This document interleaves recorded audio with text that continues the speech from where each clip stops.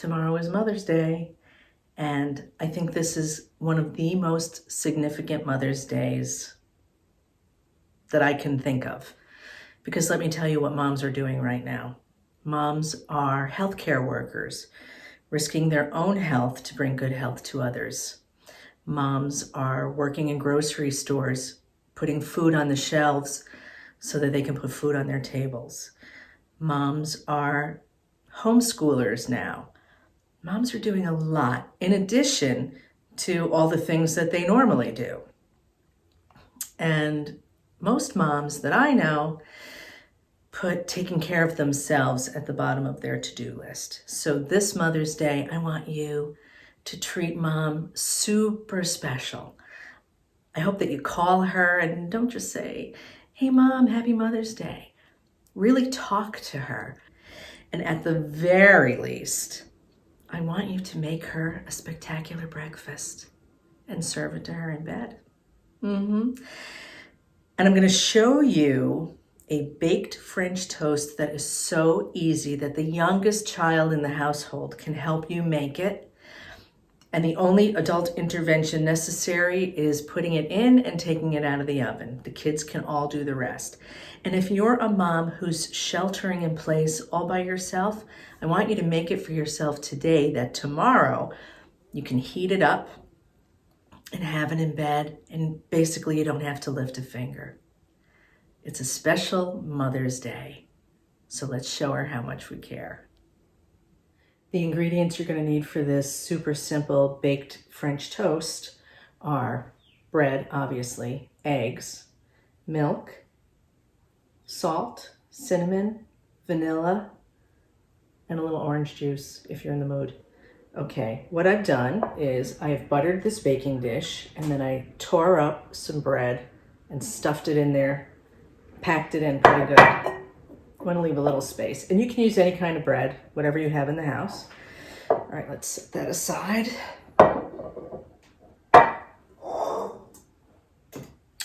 Now for the eggs. I'm going to start with at least 3. I might use more.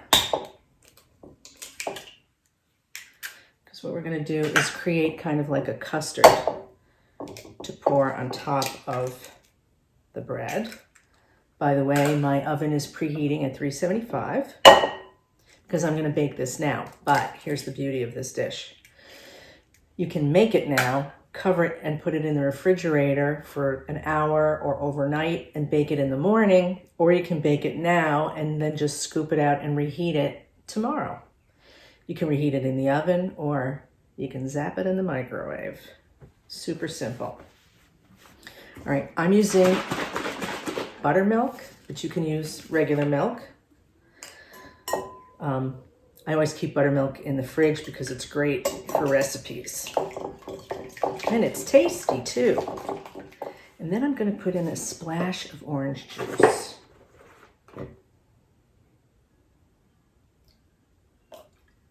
It's probably a 1/4 cup, maybe less.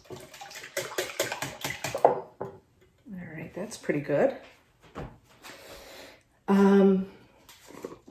I love cinnamon. I'm going to throw in a teaspoon,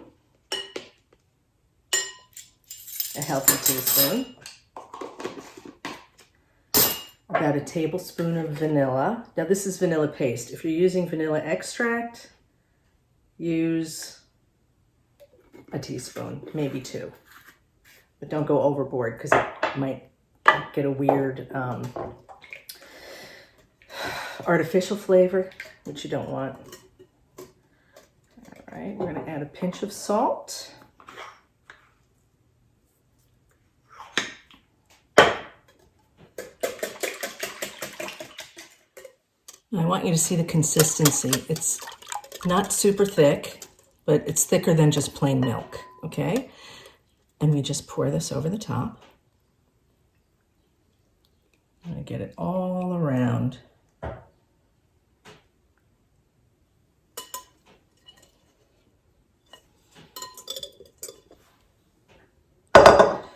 Then you're going to coax the bread under, make sure it's all submerged.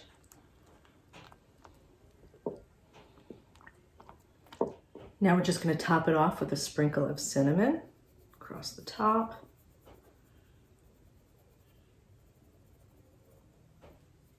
So good. Okay. So at this point, I could either cover it with plastic wrap and put it in the refrigerator and then bake it tomorrow, or I could bake it right now, which is what I'm going to do so that I can show you what it looks like. There it is, golden brown and puffy, and you'll know it's done if you give it a jiggle and it doesn't move around. It's nice and set. It is piping hot and it smells so good. So when you're ready to serve it, just scoop it out on a plate. Hello, beautiful. Little maple syrup. Yes, yes. And that's it.